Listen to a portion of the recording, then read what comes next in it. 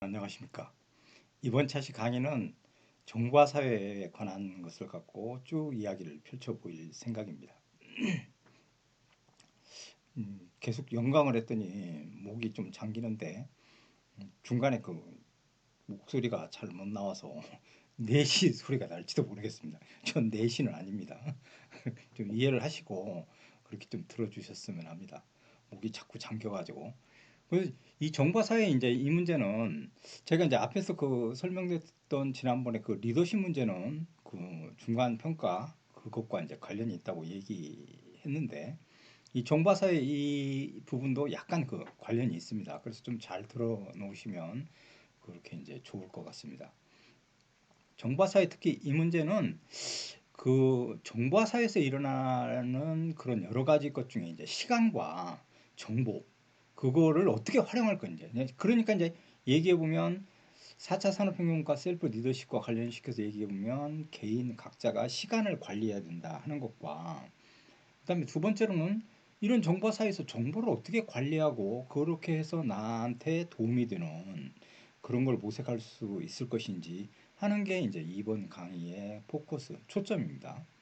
그래서 그거 이제 시간 관리 능력과 이제 그다음에 정보 관리 능력 이걸 배양하기 위해서 정보화 사회란 과연 어떻게 이제 그와 같이 구성되어 있고 그 본질을 우리가 어떻게 이해해야 되는 걸까 하는 것이 이제 제 강의의 이제 목적이라고 얘기해 볼 수 있습니다. 전반적으로 결론부터 얘기해 보면 정보화 사회는 뭐 그 별게 아니고 이 얘기됐더니 이제 이런 방식으로 설명해 볼 수 있습니다. 정보화 사회는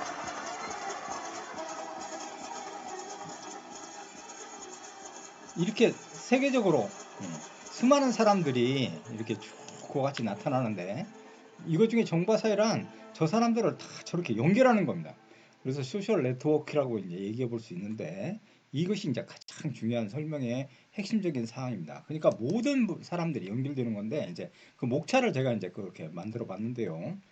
앞에 부분에서 이제 제일 먼저 정보 사회란 어떻게 정의되고 우리는 어떻게 이해해야 되는지 그거에 관한 설명을 드리고 두 번째 파트에서는 정보 사회가 그렇다면 어떤 특징이 있는지 그러니까 그런 특징이란 뭐고 전 단계 그 사회와는 어떻게 구분하고 패러다임이 어떻게 달라지고 거기에서 어떤 특징을 우리가 그렇게 뽑아낼 수 있는지 이제 이 부분을 좀 살펴보고 세 번째로는 이제 정보화 사회로 인한 그와 같은 변화. 그러니까 그것이 어떤 변화를 이끌었고 결과적으로 인간관계를 어떻게 다르게 이제 그와 같이 얘기되는 건지 그 부분을 설명해보고 마지막으로는 그 정보화 사회가 그렇다면 그런 데는 어떤 문제점이 있을까 이제 이 부분을 갖고 이제 그와 같이 얘기해볼 생각입니다.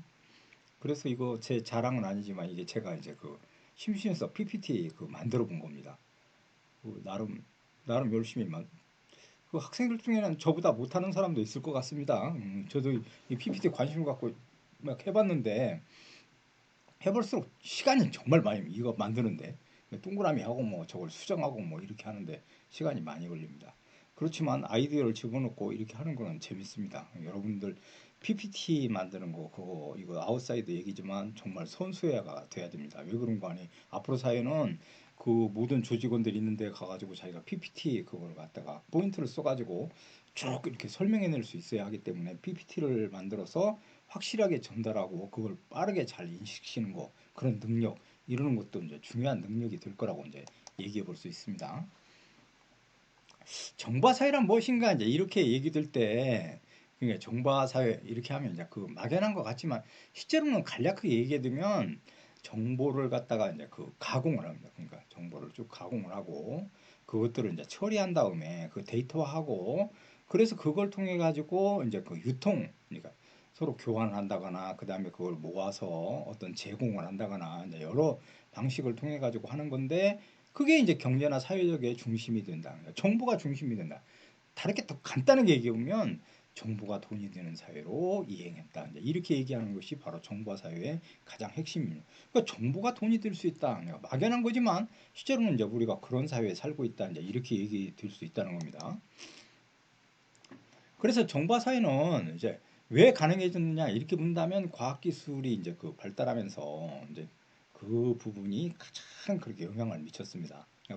과학기술이 그 모든 부분에서 상당 부분 컴퓨터라는 시스템과 핸드폰이라는 그런 것들을 만들어내서 이걸 통해 가지고 정보 가치를 전달하는데 거기에 차이에 의해서 그게 이제 돈이 되고 그 다음에 정보 가치가 이제 그같이 창출돼서 그것이 사회적 경제적인 데에서 변혁을 이끄는 결정적인 역할을 하게 된다. 이게 정보화 사회의 핵심입니다.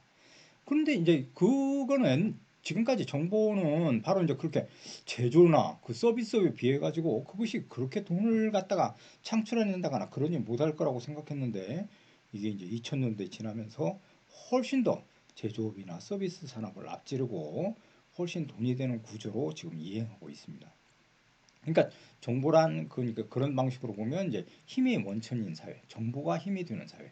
그걸 이제 그 정보 기술이 얘기하고 정보 기술, 즉 데이터를 누가 많이 갖느냐 못 갖느냐 이거에 따라 그 돈을 이제 그 돈이 이제 비례하게 된다는 겁니다. 그러니까 정보 데이터를 많이 가진 사람들이 돈을 더 많이 갖고 권력과 모든 것들을 장악하게 되는 그런 사회가 될 가능성이 높아졌다. 이렇게도 생각해 볼 수 있습니다.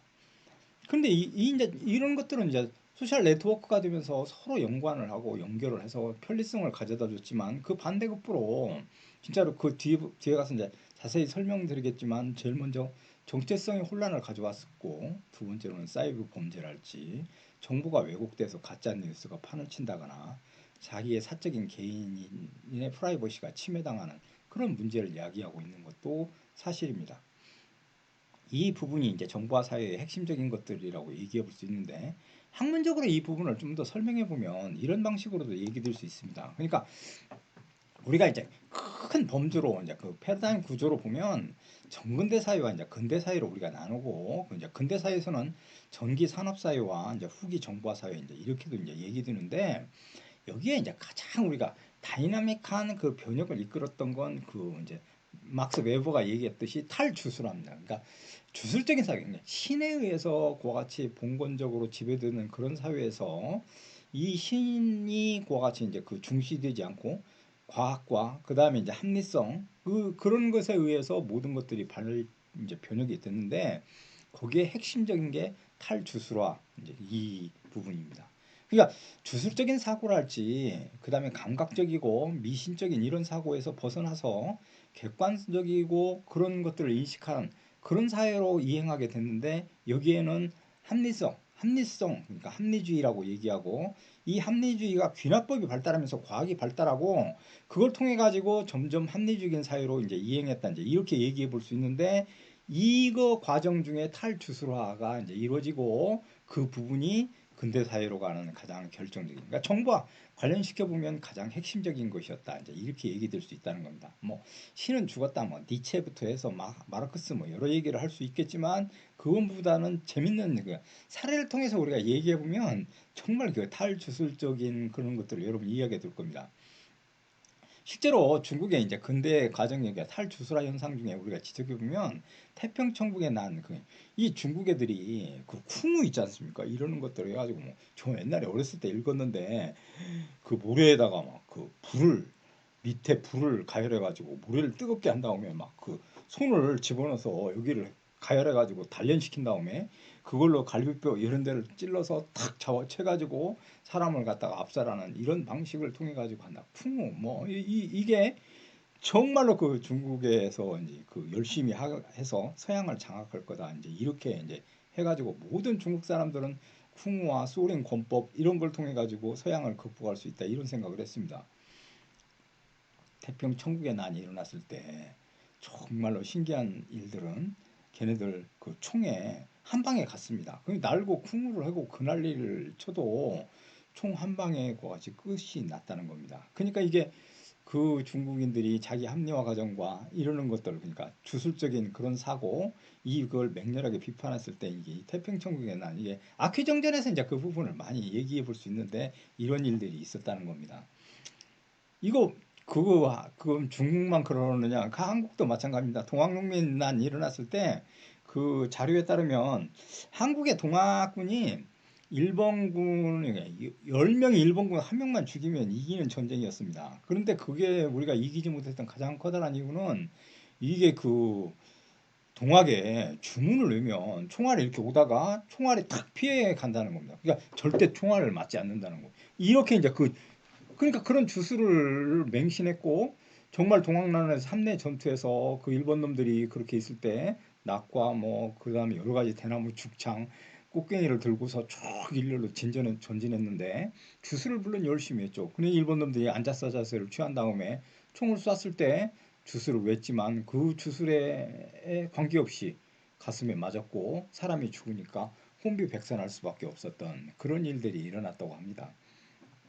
이런 부분들을 갖다가 우리가 주술사회라고 얘기하고 주술적인 것들을 갖다가 같이 막는 그런 방법이 탈주술화 사회인데 그런 게 완벽하게 없어지지는 않았습니다. 그러니까 없어지지는 않았고 우리 사회에서도 지금 뭐 많이 그렇게 이제 그 얘기 듣고 그렇게 저는 이게 탈주술화가 현대까지 있는 것 중에 제일 재밌는 부분은 그 조폭들 얘기입니다. 조폭들 뭐 근육을 불리고 막 그렇게 등치를 크게 하는데 그 외국에서 막 비웃는다는 겁니다. 우리는 이제 총을 소지할 수 없는 국가이기 때문에 그럴 수밖에 없는데 그 몸을 근육을 막 비웃고 근육을 키우고 이러는 것들은 총알 맞는 면적만 넓혀주는 거라는 겁니다. 그게 이제 주술적인 건데 그래서 우리가 이제 총이 없으니까 그런 방식으로 상대를 제압하기 위해서 그러는 건데 저는 그게 주술적인 것이 아닌가 이런 생각도 해봅니다. 이건 뭐 웃자고 하는 얘기예요. 그게 바로 이제 탈주술화 현상이 일어나서 모든 것들을 객관적으로 이해하려고 하는 자연과학의 발달 이것 때문에 우리가 이제 합리적인 사회로 갈 수 있었고 그것이 정보화의 기초를 닦는 그러니까 전제 조건이 돼서 토대를 튼튼히 하는 결정적인 역할을 했다 이제 이렇게 이제 얘기될 수 있다는 겁니다.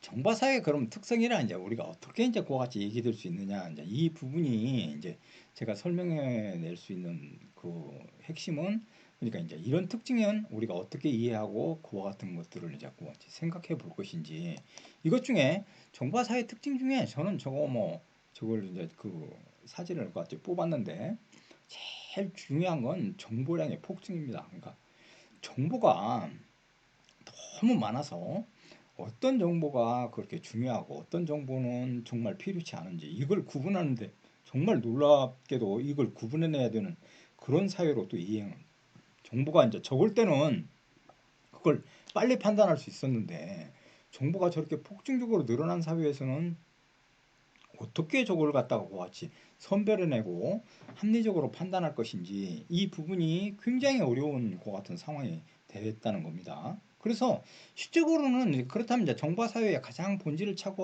차지하고 있는 정보는 그러면 이제 무엇일까 하는 부분입니다. 정보란 정말 무엇일까 하는 겁니다.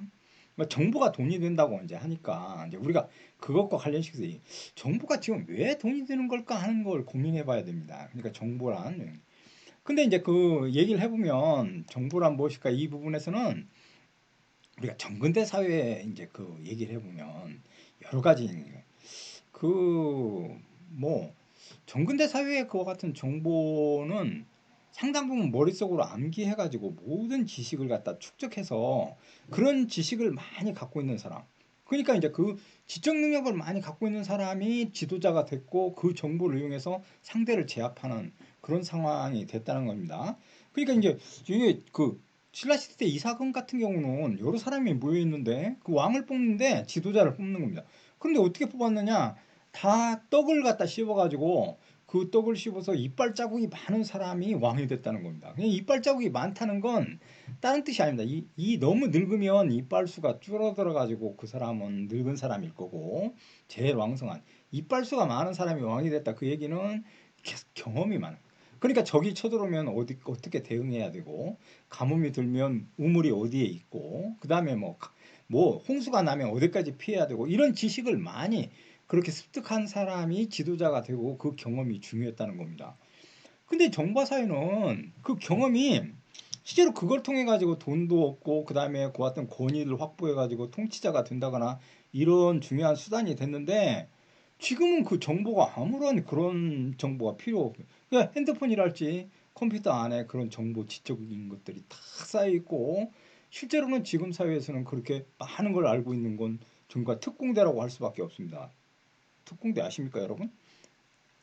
이건 웃자고 하는 겁니다. 특별히 공부도 못하며 머리통만 큰 대갈통만 큰 사람을 특공대라고 한다는데 실제 이 부분이 이제 그 특공대가 돼버린 겁니다. 그러니까 현대 사회에서는 제일 중요한 건 정보를 갖다가 그같이 다 암기해가지고 그거를 갖다 다 하는 거, 그거 진짜 이상하다고. 특히 저 교육에서 이제 그 어떤 걸 암기해가지고 그걸 쓴다, 그거는 이제 무의미한 사회로 가고 있습니다. 그러니까 그게 핸드폰이나 컴퓨터 찾아보면 다 있는데 그걸 왜 또다시 와가지고 그걸 다 암기해서 그걸 테스팅한다, 그거는 저는 좀 이상하다고 생각하는 중입니다. 그러니까 그걸 놓고서 자기는 어떻게 생각하는지, 그걸 어떻게 분석하고 어떻게 융합시키고 어떻게 창의적으로 그거같이 해석할 수 있는지, 그 부분에 대한 것들을 밝히는 것들이 더 중요하다, 이제 이렇게 얘기할 수 있고. 그래서 그 개미와 이제 배짱이처럼 옛날에는 성실하게 그런 지적 능력을 축적한 사람이 뛰어난 사람으로 얘기되어 왔지만, 이젠 배짱이로 바뀌어가지고 가만히 앉아서 있다가 컴퓨터에 앞에 가가지고 이렇게 탁 해본 다음에 그 지식을 갖다 고 같이 착 하면 그 사람이 더 훨씬 더 훌륭한. 그렇다면 성실하게 모든 지적 능력을 축적한 사람과 아이디어와 창의력을 갖는 사람, 그런 사람들이 평가하는 기준이 정보화 사회에서는 완전히 달라졌을 뿐만 아니라 그 부분이 개미와 배짱이에 대한 인식도 바뀔 수밖에 없는 그런 구조를 갖고 있다 하는 게 정보화 사회의 가장 커다란 특징이라고 이렇게 얘기될 수 있습니다. 이 이제 이 많은 책들이 이렇게 이제 쭉 이제 이해했습니다. 저도 이제 책을 좀 그렇게 많이 좋아하진 않는데 좋아해서 책을 모아놨는데, 이렇게 가만히 책장을 저도 이렇게 바라보면 어떤 경우는 읽지 않은 책들이 많습니다. 그러니까 실제로는 장식용으로 놓은 책들이 많습니다.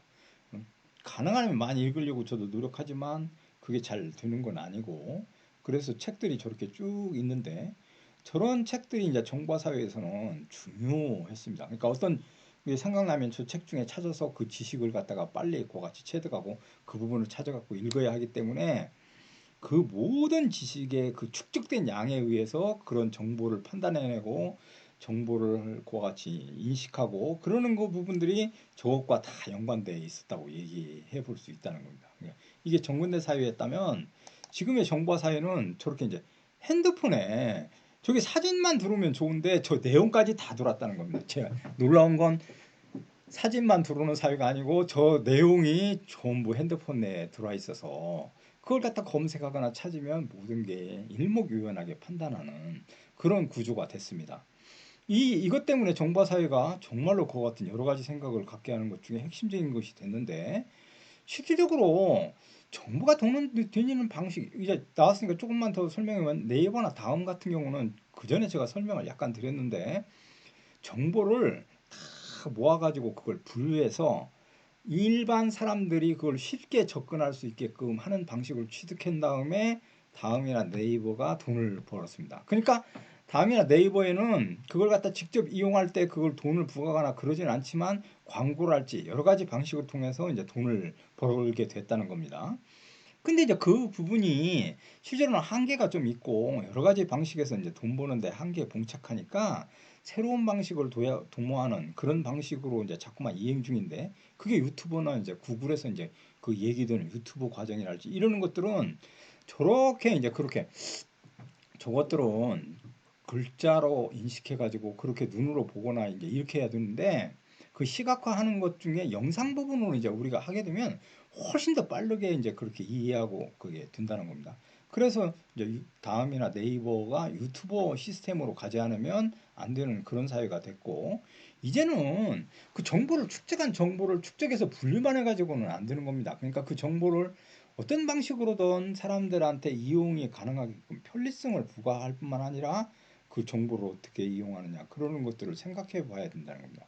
가령 예를 들면 우리가 정보 문제와 뱅크, 은행을 갖다 결합시켜 보면, 지금 은행은 다 돈만 이렇게 이제 관리하고 이제 이러는데, 제 생각에는 은행이 앞으로는 어떤 특허권이랄지 저작권, 그것뿐만 아니라 뭐 그림에 대한 평가, 이런 부분까지 이제 그런 관리해주는, 그러니까 어떤 특허, 자기가 어떤 기술을 개발했는데 그 특허를 은행에다 맡기면, 은행은 일정 부분 그걸 갖다가 그같이 이제 필요로 하는 사람들한테 돈을 더 이제 해서 해가지고 그 돈이 이제 어느 정도 되면 은행과 그 저작권자가 나눠 갖는 방식으로, 그러니까 필요한 사람들한테 분배해주고 특허권을 갖다 보호하고, 이런 방식으로 이제 정보가 은행과 결합돼서 은행의 역할이 정보를 통해 가지고 정보가 은행에 들어가서 그 돈이 창출되고 그 부분이 전 세계적으로 뻗어나갈 수 있는 이런 구조로 가야 된다는 거예요. 그러니까 어떤 것들을 우리가 자꾸만 융합해야 된다.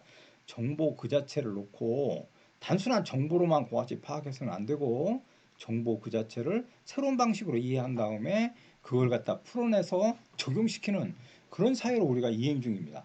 따라서 정보는 어떤 지식을 많이 축적하고 그걸 갖고서 정말로 정보를 많이 한다. 이것만으로는 안 되고 그런 정보를 어떻게 이용할 것인지 이 부분이 가장 중요한 걸로 이제 대두되는 사회다. 이제 이건 또 뭘 시사하는 거 아니에요? 여러분 그 이런 지식이랄지 이런 게 대학 다닐 때 자기가 전공하는 그 부분은 실제로는 다 그렇게 이제 그 그 과정 중에 자기가 그걸 어떻게 통해 가지고 돈을 벌 것인지 대학 다닐 때 고민하고 그걸 전공에 어떻게 투영해 가지고 새로운 방식으로 돈을 벌 건지 그런 고민들도 하셔야 되는 겁니다. 그러니까 자본주의 사회는 제가 앞에서도 얘기했듯이 뭐니 해도 money가 최고인 사회이기 때문에 돈 버는 방식이랄지 이런 거를 대학 다닐 때 진짜 고민해 놓고 하나만 생각해서는 안 되고 1안, 2안, 3안 이렇게 생각해서 어떻게 그와 같이 대처할 것인지 그런 생각들을 하셔야 한다. 이제 이런 얘기입니다. 여기 중에 이제 좀 더 굉장히 그 이야기를 심도 있게 전개해 보면 우리 이제 엘빈 토플러의 이제 부의 미래라는 이 엘빈 토플러라는 사람은 김대중 대통령 때 김대중 대통령이 우리나라를 어떻게 발전시킬 건지 이 엘빈 토플러한테 자문을 구했습니다. 엘빈 토플러가 한국이 나가기 위해서는 이렇게 이제 세 가지의 고 같은 방법과 부의 미래라는 그 저서에서 밝혔던 제1의 물결, 제2의 물결, 제3의 물결 이렇게 할 때 농업과 산업, 정보 이렇게 얘기했는데 정보 산업에서 앞으로 이렇게 바뀔 거니까 이런 방식으로 한국을 갖다가 이끌지 않으면 안 된다. 이렇게 조언해 줬던 대표적인 학자입니다. 이 얘기를 들었던 김대중 대통령은 전국 단위의 컴퓨터 값을 아주 그 싸게 한 다음에 전국에 보급하고 그 다음에 이제 이 베이직 그러니까 기초를 까는 데 있어서 혁혁한 공헌을 했는데 여기에 그같이 결정적인 역할을 했던 게 바로 엘빈 토플러라는 사람입니다.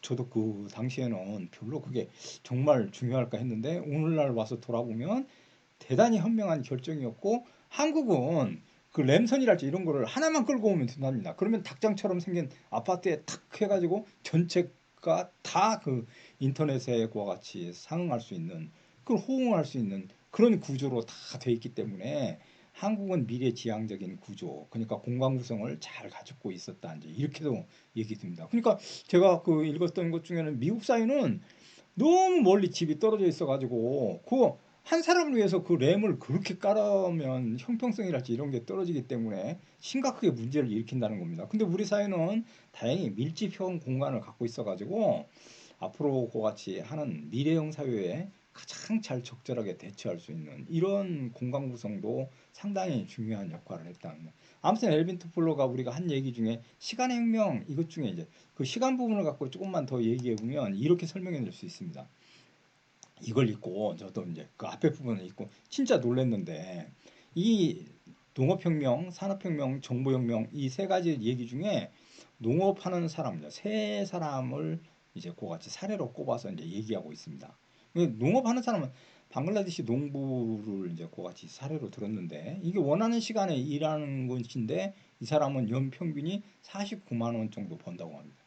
그럼 한국에 이제 현대자동차 다니는 사람인데 산업 그 근로자 정해진 시간에 출퇴근해 가지고 보는데 연봉이 한 9,900 이 정도 됩니다. 그러니까 연봉에.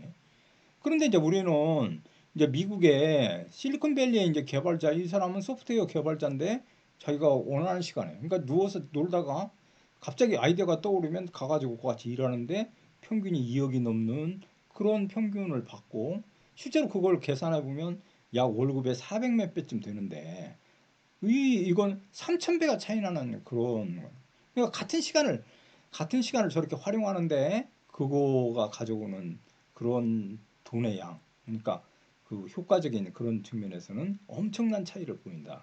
그러니까 농업 사회에서보다는 산업 사회가 뛰어난 거고 산업 사회에서보다는 정보 사회가 돈을 먹는 방식에서는 훨씬 더 효율적이다. 이제 이렇게 이제 얘기한 게 바로 이제 엘빈 토플러 그 같은 사고였습니다.